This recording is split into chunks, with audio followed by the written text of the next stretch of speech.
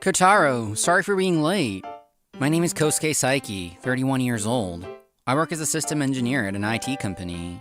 And this is my son, Kotaro. He's 5 years old and absolutely adorable. Kotaro's father, I'd like to contact your wife regarding next month's sleepover, but I haven't been able to reach her by phone. I'm sorry about that. I'll let my wife know. What is the content of the message? We've also mentioned it in the letter from the daycare, but we're asking for help with preparations and cleanup. My wife Marina, who's the same age as me, graduated from a prestigious university and was once Miss Campus. She worked briskly at a major trading company, and to me, who was working quietly in front of a computer, she seemed to shine brilliantly. When I asked her out and she said yes, I felt like I was on top of the world. We got married at 25, and a year later, Kotaro was born. Thank you for the meal, it was delicious.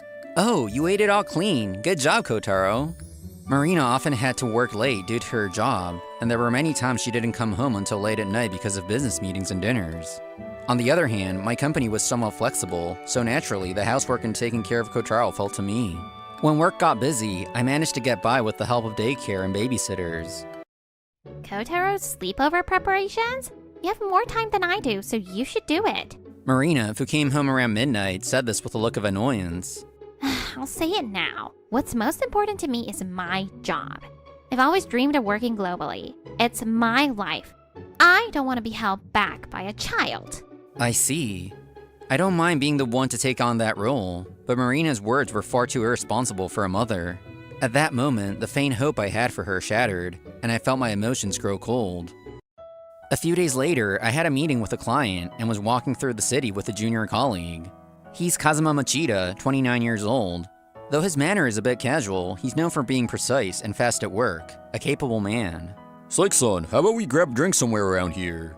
I'd love to, but I have to head home soon. I've got my son with the babysitter. You're a good dad who really cares about your kid. Well then, see you. Great job today. As I was looking around to catch a taxi, what? I couldn't believe my eyes when I saw Marina leaning seductively on another man. The two of them, unsteady on their feet, were heading into a hotel. She said she'd be working late into the night tonight. After that, I immediately started preparing. And 2 weeks later... What is it? If it's a talk, can you hurry up? I'm tired, I want to sleep. After putting Kotaro to bed, I faced Marina and silently handed her an envelope. What's this? Inside the envelope were photos of Marina's affair, taken by a detective agency. The man was a 35-year-old named Gomi. Apparently, he's Marina's direct superior, and he's married. So what? I thought she'd be a bit shaken, but Marina's response was just that one word. It's as if she wanted to say she did nothing wrong.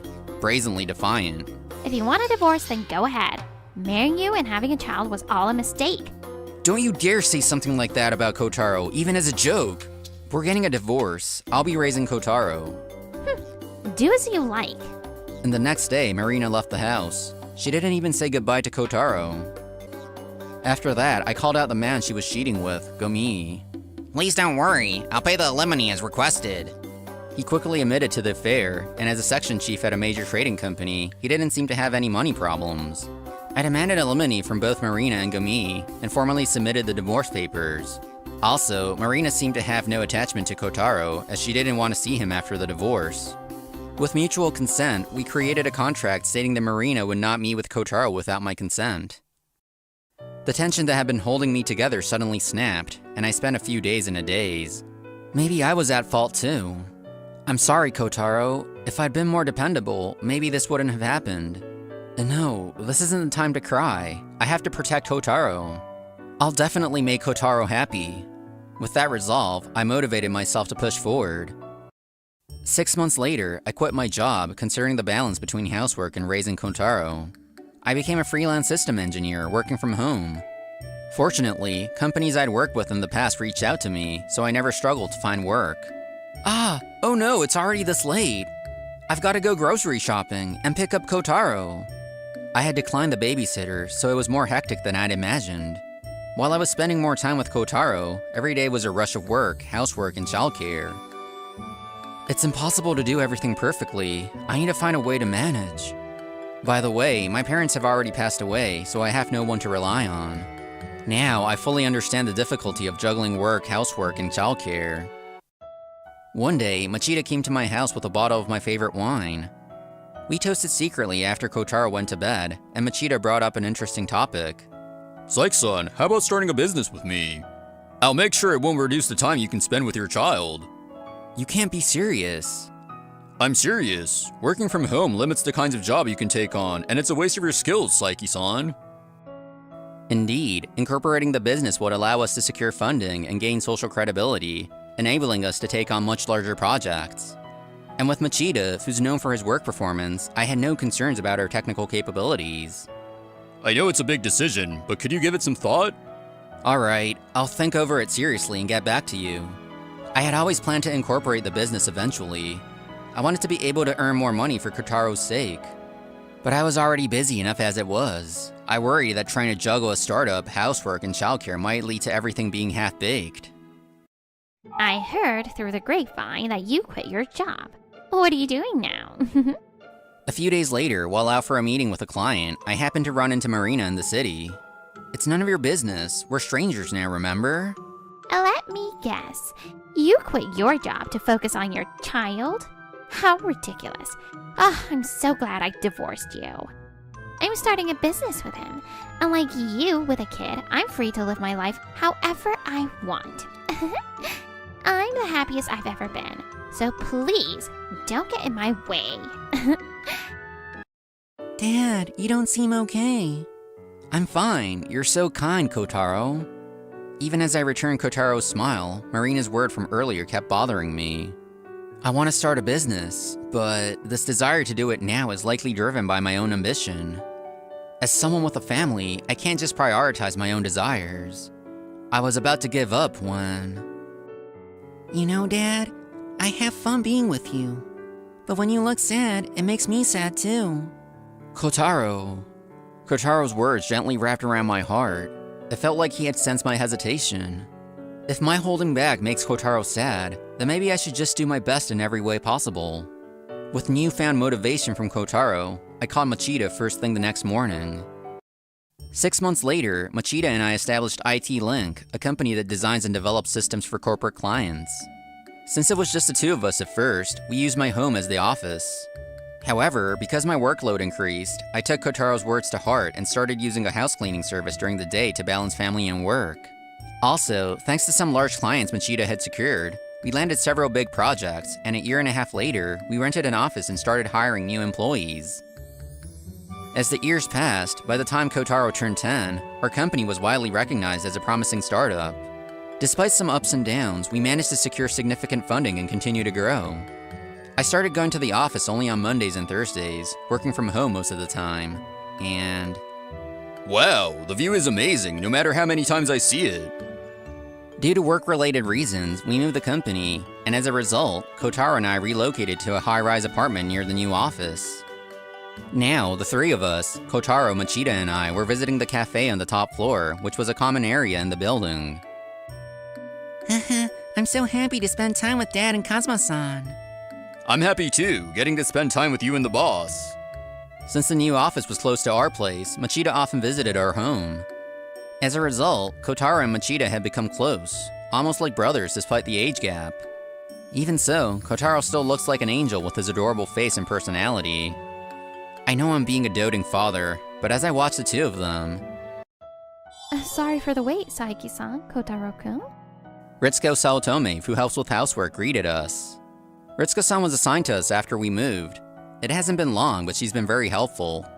Since I got home early today, even though it's Thursday, I suggested that Ritsuko-san join us for some tea instead of doing the housework. I believe this is our first time meeting. I'm Ritsuko Saotome, and I work in housekeeping. Oh yes, nice to meet you. I'm Kazuma Machida, and I work with Saiki-san. Oh, but you really are as beautiful as they said you were.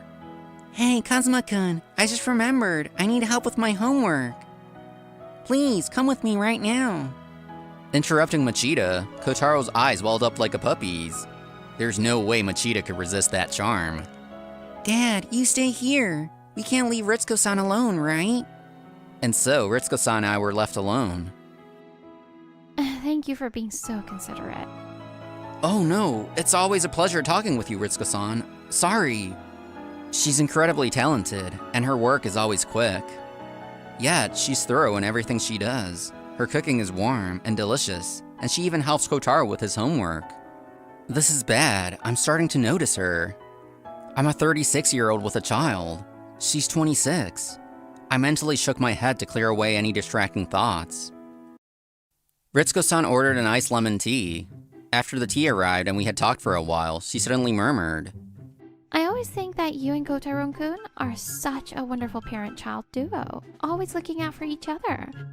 I don't have any close relatives, so I hope I can get to know you both better.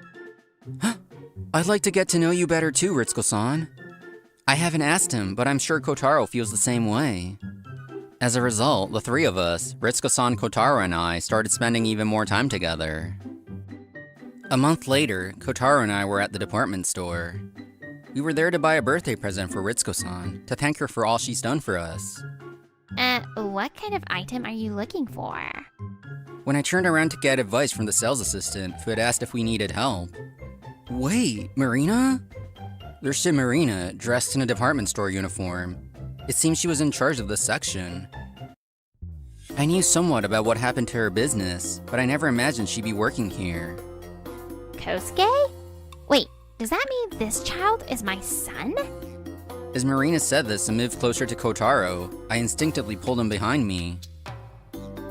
Hey, at least let me see his face. Kotaro, let's go. Okay. We walked away from the sales floor. Marina tried to follow us, but it seemed her superior noticed her, and I saw her getting scolded out of the corner of my eye. So that's how it is. 3 weeks later, on a Thursday, Marina made her move when I wasn't around. She had been waiting for Kotaro in front of her building when he returned from school. Welcome home, Kotaro. Remember me from the department store? It's your mom. I was so worried about you that I followed you. And what do I see? You're living in this high-rise. Your dad really worked hard. I'm so proud. Kotaro, from now on, I'll be living with you, so you won't have to be lonely anymore. You want to live with your mom again, right? Let's all be a happy family again. Mom's a great cook. I'll make you the best omurice ever. Marina continues talking to herself despite Kotaro's lack of reaction. Then, Kotaro-kun. Ritsuko-san stepped between them, glaring sharply at Marina. Excuse me, but you're Saiki-san's ex-wife, right? What do you want with his child? Who are you? You're not involved, so stay out of this. I am involved. I'm a housekeeper, and I'm responsible for Kotaro-kun while Saiki-san is away. I've heard a bit about the situation. Isn't it inappropriate to come see him while Saiki-san isn't here? Huh? I'm his mother. What's wrong with seeing my child? I heard you agreed, when you divorced Saiki-san, that you wouldn't see Kotaro-kun without his consent. Did you inform Saiki-san that you were coming to see Kotaro-kun today? That's... Of course, I hadn't received any such contact. Marina looked away, clearly embarrassed. Anyway, this is a family matter. You should keep out of it. Kotaro, let's go home. Just as Marina reached out to Kotaro again, it happened. I won't allow anyone to harm a child. Or should I call the police right now? Ritsuko grabbed Marina's arm. Marina tried to shake it off, but the grip was unyielding, and her face failed. Ritsuko-san, let her go. Kotaro-kun. Kotaro, yes, I know you're worried about me. Kotaro, with an angelic expression, looks up at Ritsuko. Marina probably thought her son was showing concern for her. But instead... That old woman doesn't matter to my life, but I don't want you to do something like this, Ritsuko-san. Your hands aren't meant to grab some trash like her, right? Old? I'm your mother, you know. We're blood related. So what? I've never once cared about being blood related. I certainly love my dad, but that's because I know he loves me. It's not because we're blood related. Besides, there are people who care for me deeply, even though we're not blood related. Ritsuko-san is like a mother to me, always so kind and warm. Kazuma-kun is like an older brother, always playing with me and listening to my worries. That's why I want to repay these 3 people someday. What kind of relationship do you want to have with me? Just because we're blood related? Like I said, I want to support you and your dad as family. I even said I'd make you omurice. That's how I'd like to help. You know, you've been babbling on, but you haven't apologized once. Don't you feel bad about not seeing me even once in 5 years? There's no way I'm letting such a shallow, worthless woman near my dad. Just go home, lady. Huh? Don't you dare, you little brat. What's with that attitude? I gave birth to you, so the least you could do is show me some gratitude. Saiki must have spoiled you rotten. A brat like you? I don't need you. Ugh, what a failure.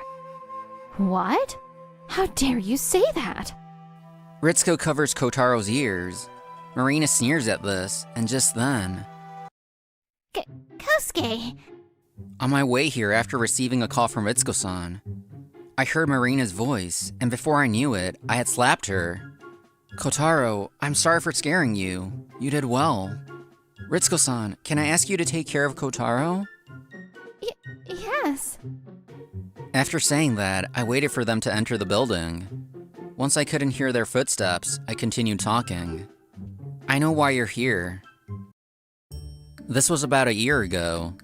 Gomi suddenly showed up at her old office, begging for a meeting. The receptionist said someone named Gomi is making a fuss at the front desk.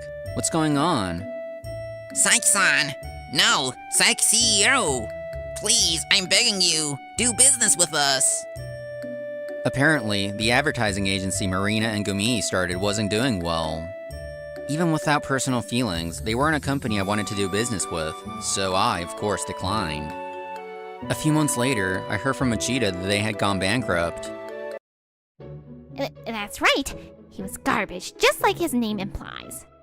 I dumped him, so now I'm twice divorced. Kosuke, I wasn't myself back then. I'm really sorry.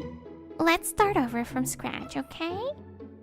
Don't be ridiculous. If you were truly sorry, you wouldn't have said such terrible things to Kotaro. Just leave.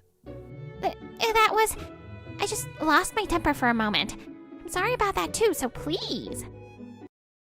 Do you even remember what you said to me back then? You said marrying me and having a child was all a mistake, didn't you? That was... How selfish can you be? You're just saying whatever you think will get you my money. It makes me sick. I have no intention of getting back together with you. Don't ever show your face in front of us again. This can't be. Turning my back on the dejected Marina, I headed into the building. After that, Marina, desperate for money to continue enjoying her life, started going after men at the department store. However, after relentlessly pursuing the family of an exclusive client, it escalated into a huge complaint. It almost cost the store a significant amount of business, and as a result, Marina was fired. That woman. She doesn't even have enough savings for a decent settlement. By the way, Marina didn't have much in savings to begin with, as she was paying alimony to Gomi's ex-wife. Now she's completely broke. Her parents have disowned her, so she won't be able to live lavishly for quite some time. Meanwhile, Gomi, having run out of savings, desperately tried to reconcile with his ex-wife, but of course, she wasn't interested. Who do you think you're messing with? You're not just messing with the daughter of a high-ranking family, but also the niece of the boss. Gomi, trying to mooch off a wealthy woman, ended up targeting someone connected to the Yakuza. The last I heard, he was surrounded by scary-looking men, but that's none of my concern. Ah! Meanwhile, we were celebrating Ritsuko-san's birthday. Come on, Dad, sit next to Ritsuko-san. You're a couple now, so don't be shy. The confession was successful, and we're now a newly dating couple. Well, I'm just glad the boss and Ritsuko-san are finally together. Kotaro had been asking me for advice on this for a while. Apparently, Kotaro had been secretly working behind the scenes to help us get closer. Even though he's my son, I can't help but feel a bit worried about how clever he is. When I glanced at Kotaro, he flashed me a bright, beaming smile. I want to work hard to protect this smile with everyone's help. Family isn't just about blood ties. If your hearts are connected, then you're already family. With these people by my side, I know I can overcome any obstacle. And I made a vow in my heart to cherish these warm-hearted people for the rest of my life.